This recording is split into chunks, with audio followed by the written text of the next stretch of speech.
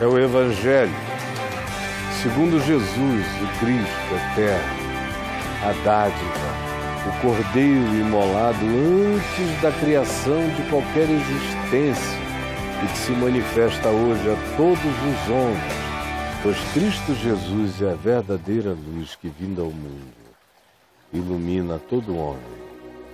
Hoje eu quero ler na segunda carta que Paulo, o apóstolo, enviou a Timóteo, um jovem seguidor em quem ele muito confiava, porque encontrava nele um profundo caráter, ao mesmo tempo em que ele sabia que Timóteo era extremamente tímido, introverso, do tipo que tem uma dificuldade enorme para fazer declarações assertivas, mas era a única pessoa com compreensão, com entendimento, com discernimento suficientes nos quais Paulo conseguia confiar. Então é um homem que tem todas as condições de caráter e de compreensão para ajudar Paulo. Ao mesmo tempo é um indivíduo em quem faltam todas as condições emocionais e de comunicação e de verbalização e espírito de ousadia na intenção de afirmar o que afirmava. Então Timóteo tem tudo que Paulo precisa e sofre de tudo quanto Paulo precisaria que ele tivesse também, para ser o melhor representante que Paulo pudesse ter naquelas circunstâncias. Que circunstâncias? Paulo está preso. A certeza que ele tem, e que ele expressa no capítulo 4 dessa mesma cartinha, é que ele não sairá mais dali. Ele ora para que seja livre, mas ele diz: eu sei que eu já estou sendo oferecido como sacrifício, libação no altar. Vou partir, vou receber a coroa da vida.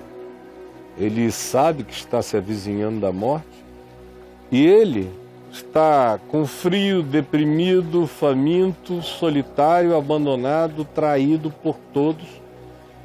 A igreja o traiu, os melhores amigos desertaram. Houve pessoas da igreja que foram ao julgamento popular para incriminá-lo, para tentar falar mal dele, sem terem de fato o que dizer. Como Alexandre o Latoeiro. Esse é o espírito, essa é a depressão. Se Paulo não tivesse conhecido quem ele conheceu, e se Paulo fosse apenas um religioso cristão contemporâneo, ele seria mais do que candidato aqui nesta hora e antes desta hora mesmo a ter tirado a própria vida, a ter se suicidado, como vem acontecendo com uma quantidade enorme de pastores.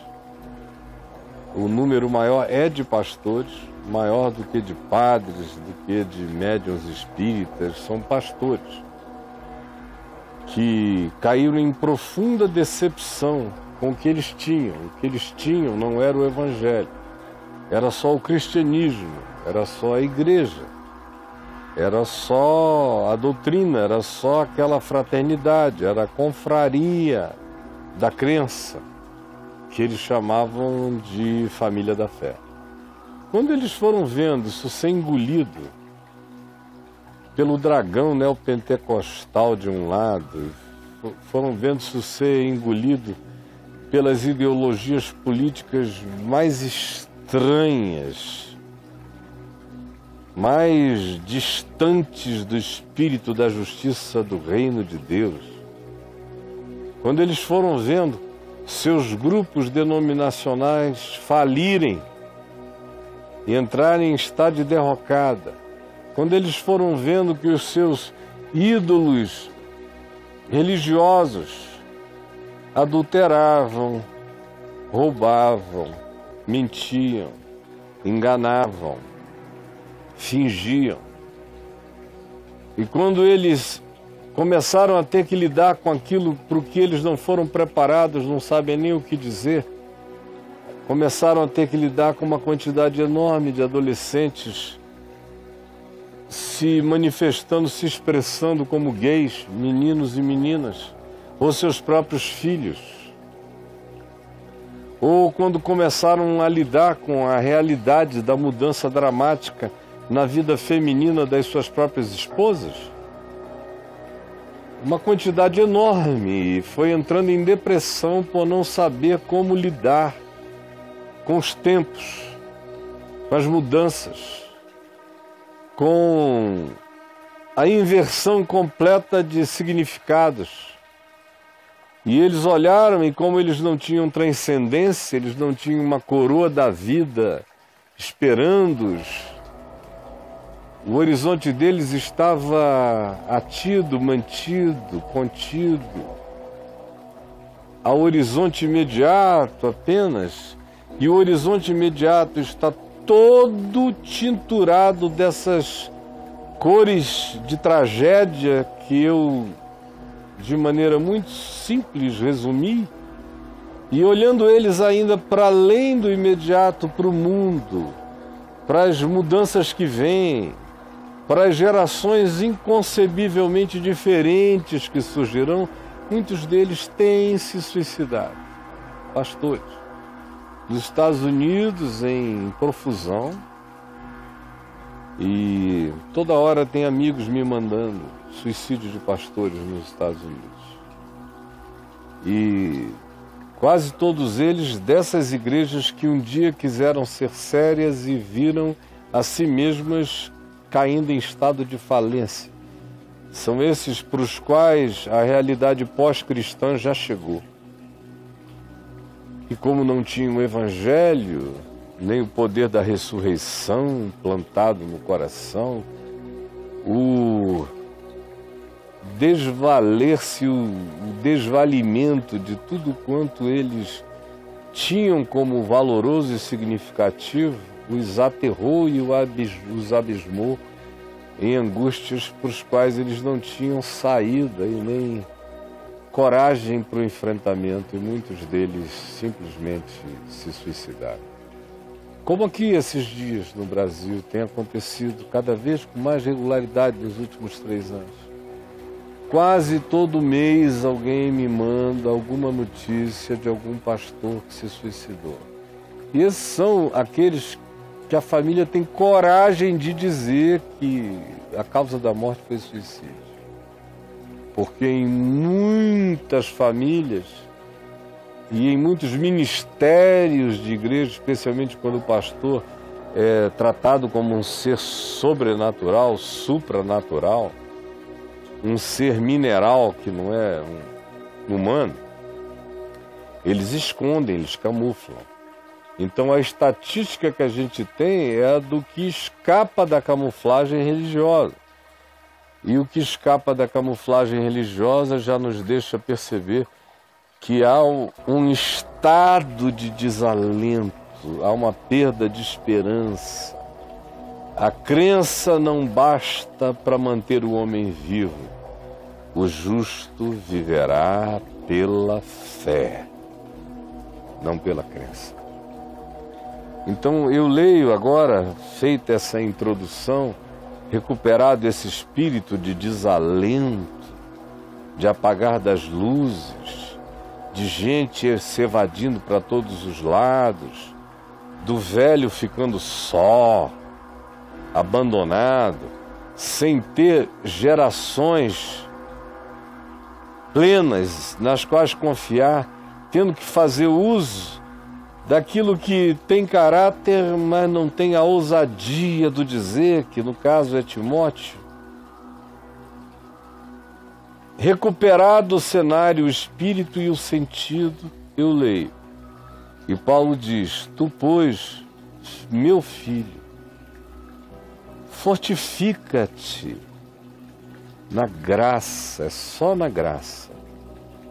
É no amor de Deus. Graça é boa nova, é o favor.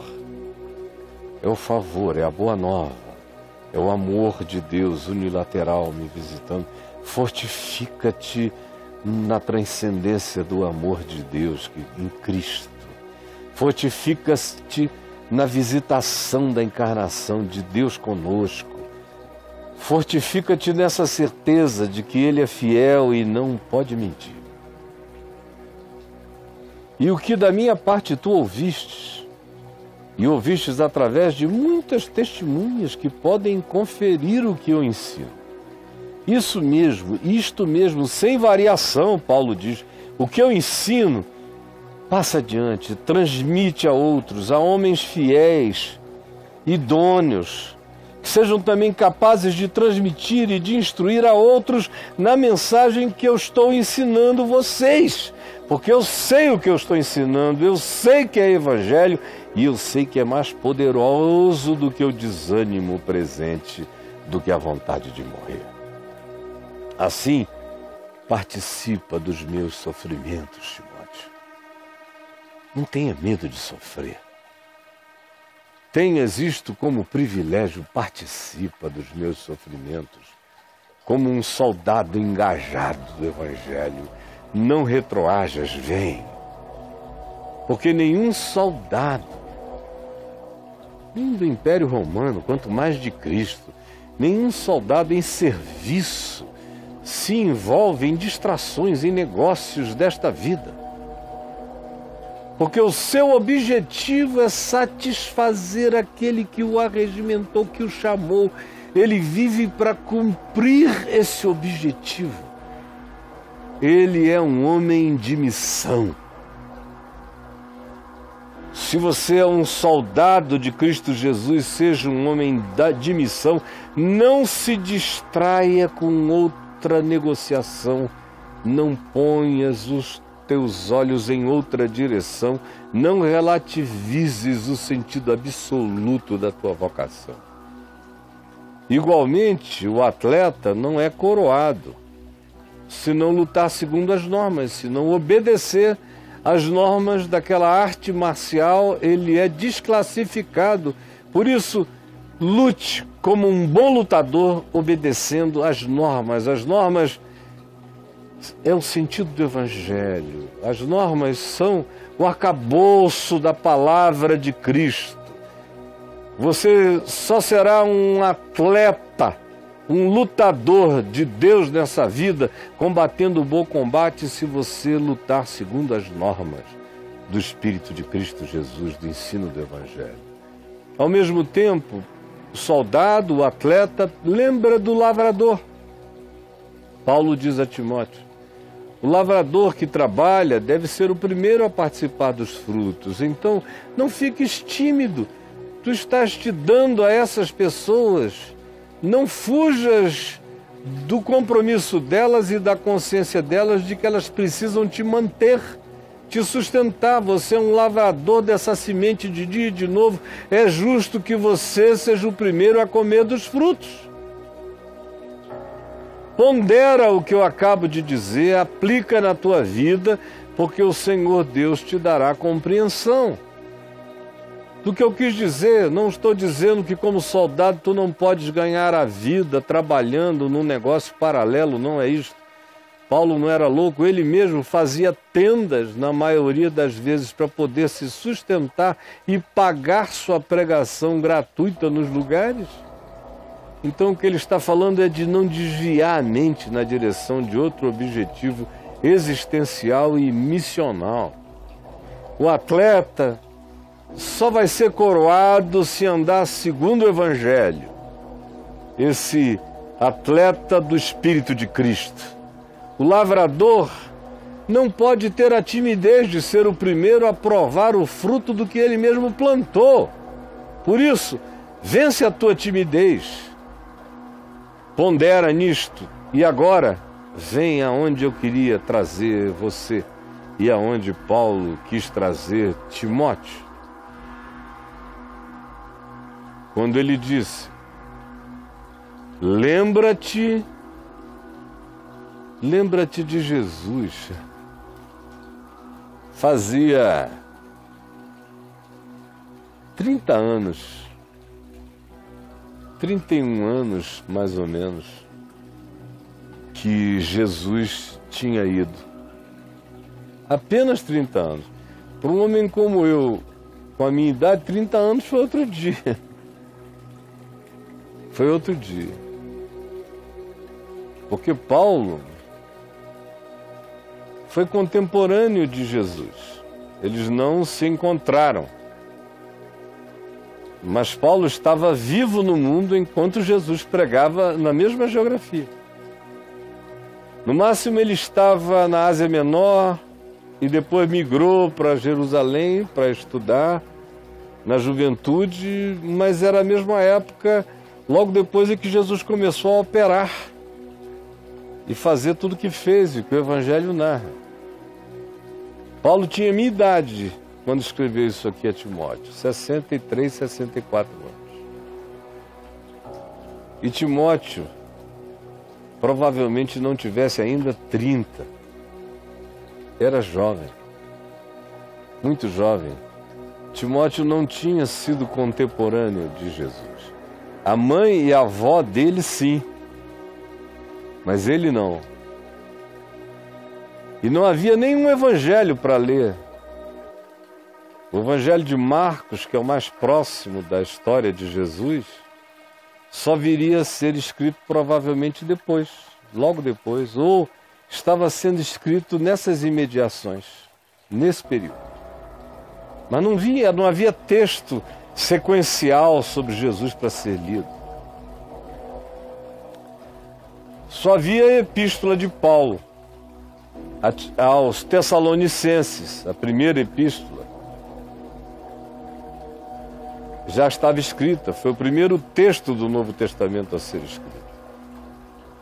Mas não havia nada em sequência sobre Jesus. Tudo que havia em sequência sobre Jesus era a repetição oral dos ensinos, das palavras, das histórias e das parábolas, que eles memorizavam, e no aramaico tinha rima, tinha sequência, era quase uma literatura de cordel, quando lembrada em aramaico, não dava para esquecer, porque Jesus ainda tinha essa sofisticação de falar com rima poética. Mas era só o que se tinha, e Paulo diz: lembra-te de Jesus. Timóteo, lembra-te de Jesus.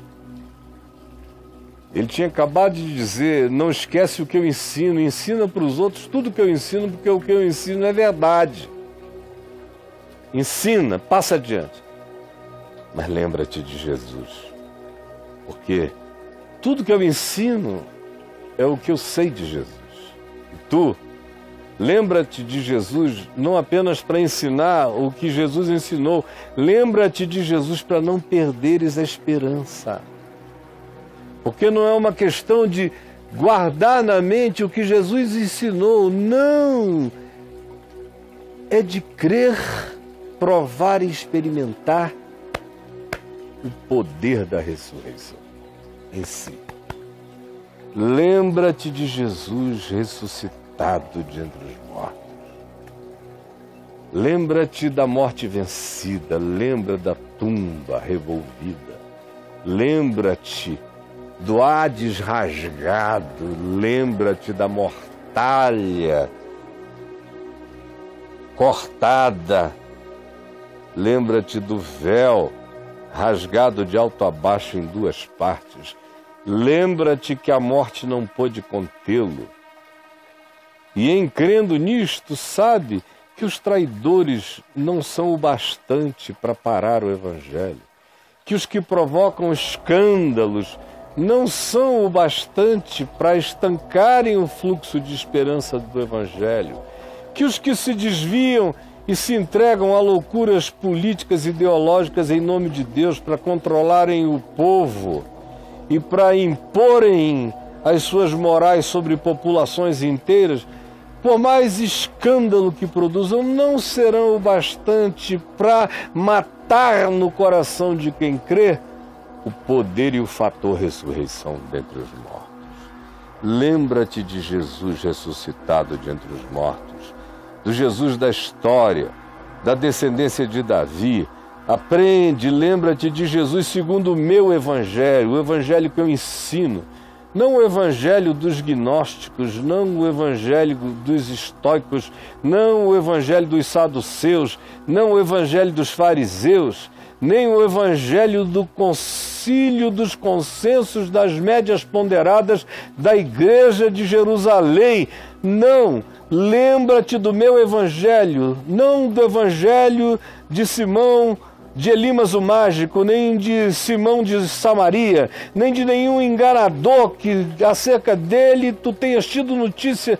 Não, lembra-te do meu evangelho, é o único evangelho, é centrado na ressurreição. Não brinca com o que Cristo fez e vive as consequências, por disso não abrir mão. Lembra-te de Jesus Cristo ressuscitado, segundo o meu evangelho e segundo o caráter, a raiz da minha vida, pelo qual eu estou sofrendo até algemas, por causa desse evangelho da ressurreição. Eu sou tratado como malfeitor por causa desse evangelho da ressurreição. Contudo, a palavra de Deus que eu prego não está algemada, nem nunca estará, não está presa a ninguém, não deve nada a ninguém, está livre de tudo, não se referencia, nem tem em nenhuma realidade humana o seu pilar inspirador. O meu evangelho só se inspira na ressurreição que arrombou a morte de dentro para fora. Essa é a lembrança que mantém-nos vivos. Esse é o poder que vence o suicídio. Esse é o poder que levanta de entre os mortos. Essa é a força que nos faz tomar ar na Nova Jerusalém para viver na terra todo dia. Esse é o poder que me põe assentado nas regiões celestiais em Cristo Jesus, para que eu tenha o poder de atravessar os corredores poloneses desse mundo de loucura, de burrice, de idiotice, de espírito autodestrutivo e de suicídio desesperançoso. Lembra-te de Jesus ressuscitado, segundo o meu evangelho. O que para mim não é brincadeira, eu sofro por isso todo dia. Sou tratado como um marginal, mas a palavra de Deus não está algemada em mim, está livre.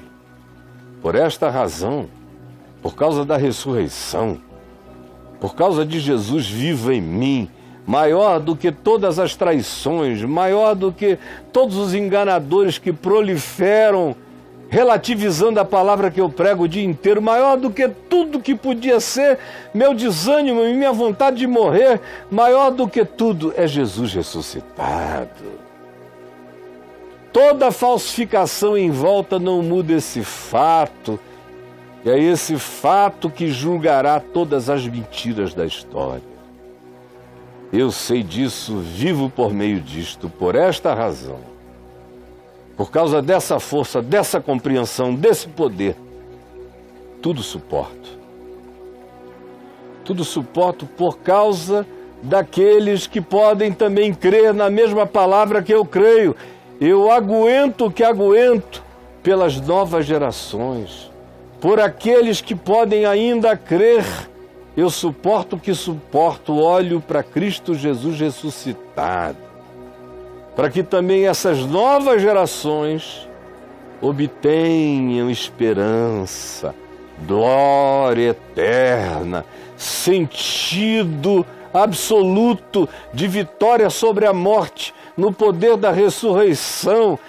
Por esta razão eu me ponho em pé, em Cristo Jesus, na tumba vazia, celebrando todo dia a sua ressurreição dentre os mortos.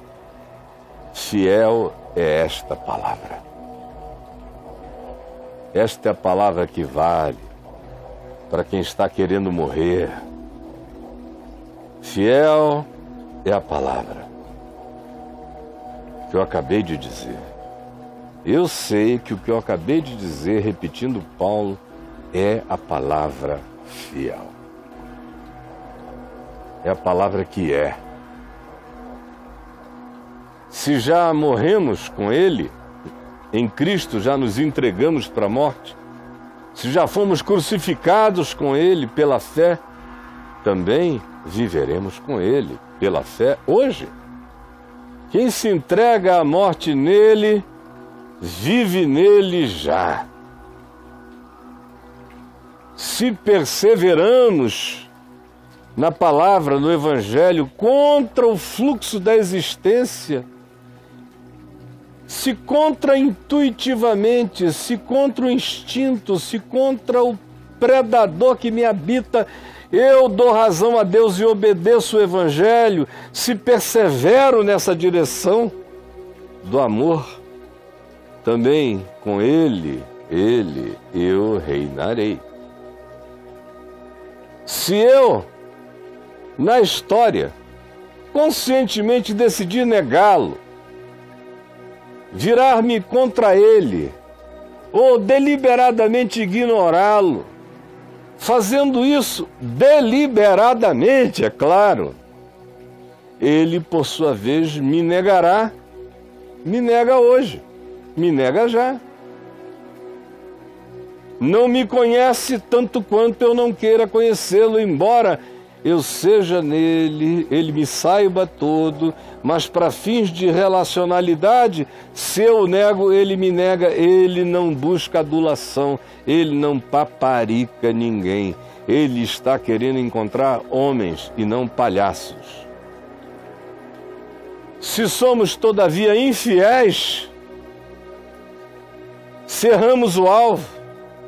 Se mesmo bem intencionados, vemos nosso fracasso, nossos defeitos, nossas imperfeições, se somos infiéis, Ele, todavia, permanece fiel.